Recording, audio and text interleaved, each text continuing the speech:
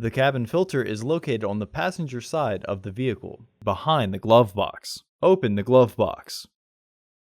Unhook the dampener arm.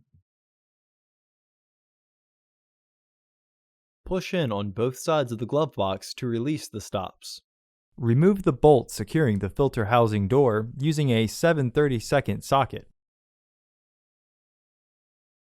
Unclip both sides of the housing cover to remove it. Remove the old filter from the housing and clean out any debris inside.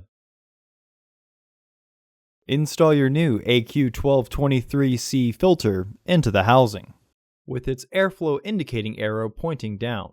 Reinstall the housing cover. Reinstall the bolts.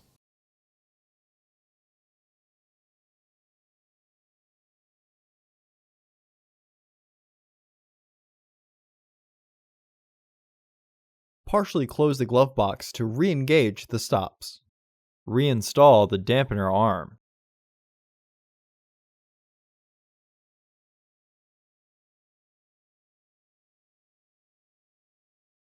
Close the glove box. Order your parts today at filterheads.com. Also, please like our video and subscribe to our channel so you won't miss any new content.